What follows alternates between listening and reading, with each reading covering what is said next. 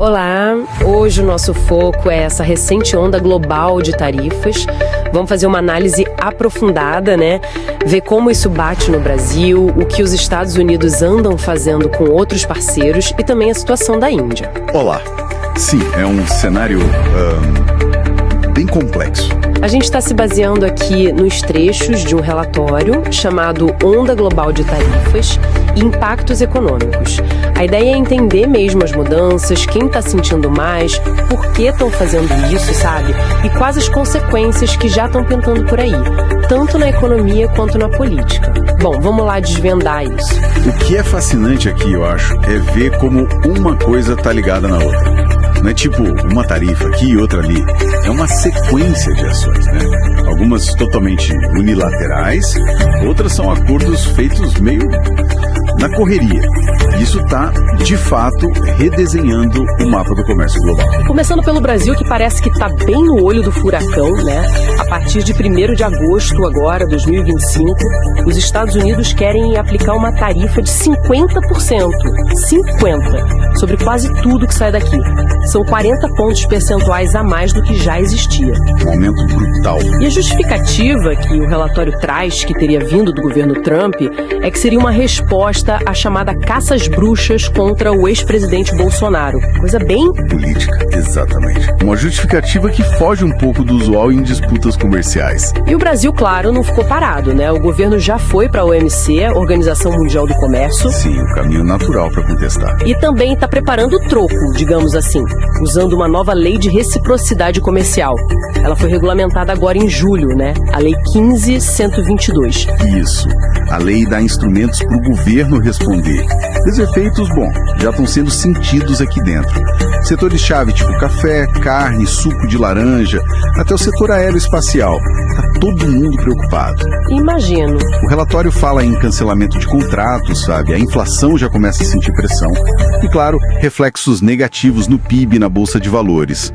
Diante disso tudo, o Brasil fez um pedido formal para os Estados Unidos, né? Pedindo para excluir pelo menos alimentos e os aviões da Embraer dessas tarifas. Mas esse pedido de exclusão tem chance? Quer dizer, com essa justificativa tão política dos Estados Unidos, será que eles aceitam tirar alguma coisa? Olha, é uma pergunta difícil. Geralmente a OMC lida com argumentos técnicos, econômicos. Quando a justificativa é abertamente política como essa, complica um pouco a análise padrão. Exclusões costumam ser negociadas ou dadas por motivos bem específicos daquele produto ou setor. Mas com essa motivação declarada, vai depender muito da pressão diplomática, das negociações que vão seguir. Não dá para cravar. Entendi. É um jogo mais complexo. E essa postura mais agressiva, digamos, dos Estados Unidos não foi só com o Brasil, pelo que entendi do relatório. Teve mais coisa em 2025, né? Exatamente. Não foi um caso isolado. Além do Brasil, a gente viu tarifas de 25% sobre veículos em geral, 20% sobre vários produtos da União Europeia. E um ponto que chama atenção é o uso recorrente de um poder de emergência econômica, o IEPA. IEPA, o que é isso? Exatamente, pode explicar rapidinho. Claro, o IEPA é uma lei americana, o International Emergency Economic Powers Act. Ela dá ao presidente dos Estados Unidos poderes bem amplos para regular a economia internacional se ele declarar que existe uma ameaça incomum, extraordinária, para a segurança nacional, para a política externa ou para a economia americana. E em 2025, o relatório mostra que isso foi usado citando justificativas como o déficit comercial, a questão da imigração e até o combate ao tráfico de fentanil. Entendi. Então, é uma ferramenta poderosa que foi bastante usada e, ao mesmo tempo que aplicam essas tarifas altas, os Estados Unidos também fecharam acordos com alguns países aliados. Mas esses acordos parecem diferentes, né? Meio desiguais. São acordos que geraram bastante discussão. A União Europeia, por exemplo, para evitar uma tarifa de 30%, acabou aceitando uma de 15%. Parece melhor, né? Sim, mas em troca teve que se comprometer a comprar mais energia e armamentos dos Estados Unidos. Isso gerou críticas lá dentro, falando que o acordo não foi muito equilibrado. E a gente viu coisas parecidas com o Japão, Vietnã, Indonésia, Filipinas, Reino Unido. Eles aceitaram tarifas entre 15% e 19% sobre o que eles vendem para os Estados Unidos. Enquanto isso, as tarifas americanas para esses países continuaram baixas. Interessante essa dinâmica. E falando em casos específicos, a Índia também entrou nessa história, né? Com uma abordagem que parece misturar ainda mais as coisas, comércio e geopolítica. Sem dúvida. Para a Índia, a tarifa anunciada foi de 25%, também a partir de 1º de agosto. E, além disso, penalidades extras se eles comprarem petróleo ou equipamentos militares da Rússia. Ah, então tem uma condição ligada à Rússia. Exato. Muitos analistas que o relatório cita veem isso como uma ação geopolítica bem clara, sabe? Usando a tarifa comercial como ferramenta de pressão em outra área. O impacto disso na Índia pode ser bem sério, principalmente para os setores farmacêutico e automotivo, que são fortes lá.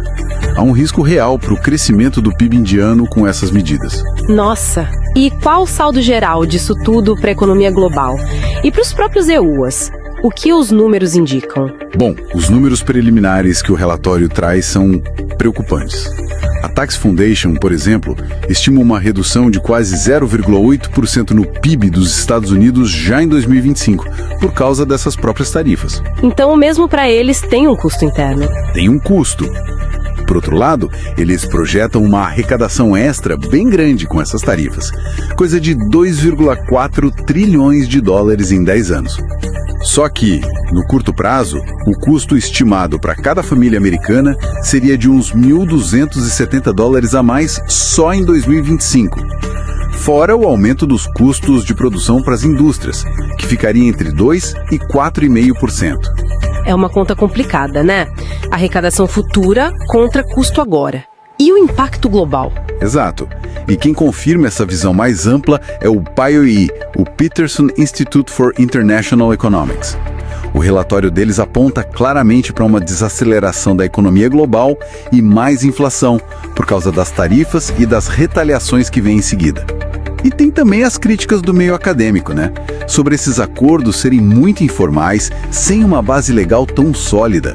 Isso cria instabilidade. Entendi. É no longo prazo, sabe? Faz sentido. Então, pra gente amarrar aqui, o cenário é de tensão comercial forte, tarifas pesadas batendo direto em países como Brasil e Índia, e gerando custo e incerteza para todo mundo, globalmente. Precisamente. Entender essa dinâmica toda é crucial, porque mexe com tudo, né? Desde o preço das coisas no supermercado, até as relações entre os países, o crescimento econômico mundial. É importante a gente olhar com um olhar crítico, né? Não só para as justificativas que dão para essas medidas, mas para os efeitos reais delas. Se a gente conecta os pontos, percebe uma mudança, talvez até uma erosão assim das regras que costumavam guiar o comércio global. Uma mudança de paradigma, talvez? Pode ser. E fique uma reflexão, eu acho. Além desses impactos econômicos que a gente discutiu, qual pode ser a consequência não intencional lá na frente, sabe? De normalizar o uso desses poderes de emergência, desses acordos mais informais, sem tanta garantia legal, como as ferramentas principais para fazer política comercial no mundo. O que isso significa para o futuro do comércio global?